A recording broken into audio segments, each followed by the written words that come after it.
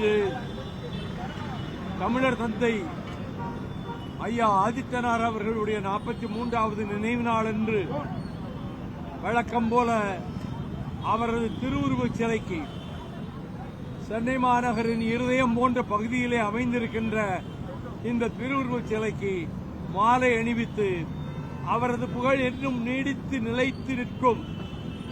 அவர் காயாமொழி என்கிற ஊரிலே, திருச்செந்தூர் கடற்கரைக்கு பக்கத்திலே உள்ள ஊரிலே பிறந்து திருவைகுண்டத்திலே பள்ளி படிப்பை முடித்து கல்லூரி படிப்பை தமிழ்நாட்டிலே முடித்து லண்டனுக்கு சென்று பாரட்லா படித்தவர். அங்கு இருக்கும் பொழுதே பத்திரிகை நிருபராகவே ஆனார். அவர் அதற்கு பிறகு சிங்கப்பூருக்கு வந்து வழக்கறிஞர் தொழிலிலே பெரும் பொருளை ஈட்டி அதை அனைத்தையும் கொண்டு வந்து தமிழ்நாட்டிலே பத்திரிகை உலகத்தை ஆரம்பித்தார். பத்திரிகை துறையில் பெரும் புரட்சி செய்தவர் தமிழர் தந்தை ஐயா ஆதித்தனார் அவர்கள். கோடீஸ்வரனிலிருந்து அன்றாடங்காட்சியாக கூலியாக இருக்கிறவரை காலை எழுந்தவுடன் அந்த பத்திரிகையை, தினத்தந்தி பத்திரிகையை படிக்காமல் அவர்கள் தங்கள் வேலைகளை தொடங்க மாட்டார்கள்.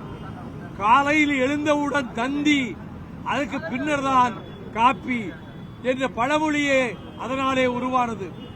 அவர் தமிழர்கள் விடுதலை பெற வேண்டும் என்பதற்காக தனித்தமிழ்நாடு மாநாட்டை தந்தை பெரியார் முன்னிலையேற்று தொடங்கி வைக்க தஞ்சை தரணியிலே நடத்தினார். நாம் தமிழர் இயக்கத்தை தொடங்கினார். வெற்றிகரமாக அதை நடத்தி கொண்டும் வந்தார்.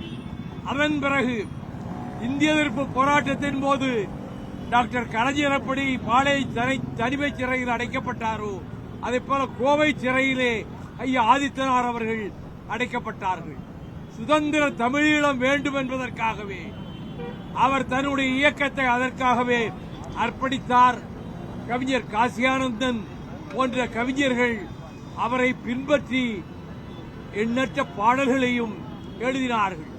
அவர் அமைச்சராக இருந்து, அதிலும் சாமானிய மக்களினுடைய அமைச்சராக அவர் கூட்டுறவுத்துறையிலே பெரும் மாறுதல்களை கொண்டு வந்தார்.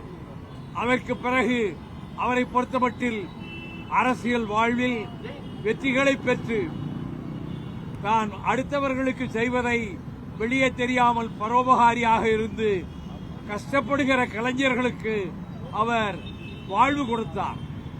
திரைத்துறையிலும் அதனால்தான் தந்தி பத்திரிகை எல்லோருடைய செய்திகளையும் கொண்டு வந்து சேர்த்தது. தினத்தந்தி பத்திரிகையினுடைய புகழ் அதிகமாகி அவரது அருமை திருமகனார் சிவந்தி ஆதித்தனார் அவர்கள் காலத்திலேயே அது இந்தியாவிலேயே அதிகமாக மக்களை போய் சேருகிற காலை பத்திரிகை என்றால் அது தினத்தந்தி தான் என்பதை நிலைநாட்டிற்று. அந்த தினத்தந்தி பத்திரிகையை உருவாக்கிய தமிழர் தந்தை ஆதித்தனார் அவர்கள் புகழும் நெடுநாளைக்கு இருக்கும், நீண்ட காலத்துக்கு இருக்கும். காலம் இந்த மண்ணும் மின்னும் இருக்கும் வரை, தமிழ் இருக்கும் வரை என்றைக்கும் தமிழுக்கு முடிவில்லை. அதே போல தினத்தந்தி பத்திரிகைக்கும் முடிவில்லை. அது பெரும்புகள் ஈட்டும் என்பதிலே அளவற்ற மகிழ்ச்சியோடு மீண்டும் தமிழர் தந்தை ஆதித்தனார் புகழ் ஓங்குக ஓங்குக ஓங்குக என கூறி விடைபெறுகிறார். சிலந்தி ஆற்றின் குறித்து கேரள அரசு தடுப்பணை கட்டியிருக்கு. உங்களுடைய பார்வை என்ன? கேரள அரசின் நடவடிக்கை எப்படி பார்க்குறீங்க? இது அநியாயமானது, அக்கிரமமானது. முல்லை பெரியாறு அணையை, பென்னிக்குக் அணையை உடைக்க வேண்டும் என்று சொல்லி அவர்கள் செய்த முயற்சிகள் எல்லாம், கேரளத்தினர் செய்த முயற்சிகள் அனைத்தும் தோற்று போயின. எல்லா அரசியல் கட்சிகளும் கேரளத்திலே அவர்கள் அங்கே முல்லை பெரியாறு அணை கட்ட வேண்டும் என்கிற போது உச்சநீதிமன்றத்திற்கு வழக்கு சென்றது. உச்சநீதிமன்றம் 2 உச்சநீதிமன்ற நீதிபதிகளை கொண்ட குழு அமைத்தது. அணை வலுவாக இருக்கிறது. இன்னும் 1000 ஆண்டுகள் ஆனாலும் அது கரிகாலன் கட்டிய கல்லணையைப் போல வலுவாக இருக்கும் என்று தெரிந்தும் இடுக்கி அணைக்கு தண்ணீர் கொண்டு போவதற்காகவே இந்த அக்கிரமத்தை செய்கிறார்கள்.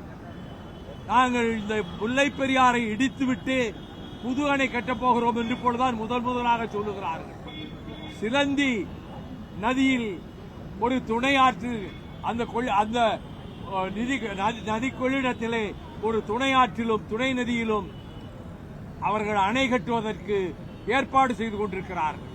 மத்திய அரசு நடுநிலையோடு ஒரு மாநிலம் இன்னொரு மாநிலத்தை வஞ்சிக்க கூடாது என்ற முறையிலே அவர்கள் இதை அனுமதிக்க கூடாது, அனுமதிக்க மாட்டோம் என்று பலமுறை அவர்கள் நீதிமன்றத்திலும் மத்திய அரசு வாக்குறுதி கொடுத்தது. ஆனால் இன்றைக்கு மார்க்சிஸ்ட் கம்யூனிஸ்ட் தலைமையிலே நடைபெறுகிற கேரள அரசு நாங்கள் அணை கட்டியே தீர்வோம், அணையை உடைத்தே தீர்வோம் முல்லை பெரியாரை என்று சொல்லிக் கொண்டிருக்கிறார்கள். இதை எதிர்த்து தமிழ்நாடு அரசு நீதிமன்றத்திலே அதற்கு எதிர்ப்பான கருத்துக்களை பதிவு செய்திருக்கிறது. இன்னும் வலுவாக அனைத்து கட்சிகளையும் அணைத்துக் கொண்டு அவர்கள் மத்திய அரசுக்கு நெருக்கடி கொடுக்க வேண்டும். இங்கே அணை கட்டுவதற்கு மத்திய அரசு ஒப்புதல் கொடுக்கக்கூடாது. சுற்றுச்சூழல் அமைச்சரவையும் மத்திய அரசும் அனுமதி கொடுக்காமல் அவர்கள் அணை கட்ட முடியாது. ஆகவே அதற்கு பதிலாக இங்கே ஒரு உபநதியிலே வந்து அணை கட்டி முல்லை பெரியாருக்கு வருகிற தண்ணீரை தடுத்து விடலாம் என்று கேரள அரசு கருதுகிறது. இது அநியாயம், இது அநீதி. ஒரு மாநிலத்தினுடைய சட்டபூர்வமான உரிமையை 999 ஆண்டுகளுக்கு போடப்பட்ட ஒப்பந்தத்தின்படிதான் இங்கே முல்லை பெரியாறு பென்னிக்குயிக் அணை இயங்கிக் கொண்டிருக்கிறது. ஆனால் அதை எப்படியாவது இடித்து விட வேண்டும், தங்களுக்கென்று ஒரு அணை கட்டி இடுக்கிக்கு கொண்டு போய் விட வேண்டும் என்று பிடிவாதமாக இருக்கிறார்கள். தமிழக அரசும் இம்மியும் அதற்கு இடம் தராமல், இடம் கொடுக்காமல் நீதிமன்றத்திலே போராடிக் கொண்டிருக்கிறது. மத்திய அரசு இதிலே ஓரவஞ்சகம் செய்யக்கூடாது என்று நான் தெரிவித்துக் கொள்கிறேன். ஆளுநர் மாளிகையிலிருந்து வெளியாகக்கூடிய அழைப்புகள்ல திருவள்ளூருக்கு காவி உடை அணிவிக்கப்பட்டிருக்கு. இது ஆளுநர் இந்த மாநிலத்திற்கு வந்ததிலிருந்து செய்கின்ற அக்கிரமமான செயல்களிலே ஒன்று. திருவள்ளுவர் ஜாதி மதங்களுக்கு அப்பாற்பட்டவர். அவருடைய திருக்குறளிலே எந்த ஊரின் பெயரும் கூட இருக்காது, எந்த மன்னன் பெயரும் இருக்காது, எந்த மதத்தின் பெயரும் இருக்காது. ஆனால் அவர்கள் காவி வண்ணத்திலே சில இடங்களிலே உடைகளை போர்த்தினார்கள். இப்பொழுது ஆளுநர் மாளிகையிலேயே ஒரு வெறிபிடித்த மனிதர் அங்கே ஆளுநராக இருந்து அந்த பதவியையே அவர் அநாகரீகமான ஒரு வழியிலே செலுத்திக் கொண்டிருக்கிறார். அவர்கள் வள்ளுவர் படத்துக்கு காவி உடை அணிவித்தாலும், எங்கே காவி உடை அணிவித்தாலும் அதையெல்லாம் தாண்டி உலகம் போற்றுகின்ற, உலகம் பின்பற்ற வேண்டிய கவிஞர்தான் திருவள்ளுவர் என்பதை நான் கூறுகிறேன். இந்த முயற்சிக்கு கவர்னரை கடுமையாக கண்டிக்கிறேன். பிரதமர் தான் மனித பிறவி அல்ல, கடவுளால் அனுப்பப்பட்ட தூதன். இது மாதிரி 14ஆம் லூயி தான் பிரான்ஸ் நாட்டில் தி ஸ்டேட், ஐ ஆம் தி ஸ்டேட், இந்த நாடு என்பதே நான் தான் அப்படின்னு சொன்னவன் 14ஆம் லூயி. அதற்கு பிறகு இவர், நான் நேரடியாக கடவுளிடமிருந்து வரம் பெற்று வந்தவன், நான் சாதாரணமாக பிறக்கவில்லை, அவன் இறைவனே என்னை, பரமேஸ்வரனே என்னை இங்கே போ என்று அனுப்பி வைத்திருக்கிறார் என்று பேசுகிறார். இது எந்த அளவுக்கு அறிவுடைமை என்பதை மக்கள் சிந்திக்க வேண்டும். இங்கே இப்படிப்பட்ட ஒரு ஆளுநர் இருந்து கொண்டு அந்த பதவியையே அசிங்கப்படுத்திக் கொண்டிருக்கிறார், பொய் பேசுகிறார். தமிழ் என்று இடையிலே சொல்லிக் கொண்டே இந்தியையும் சமஸ்கிருதத்தையும் திணிப்பதற்கு வழிபார்க்கிறார்.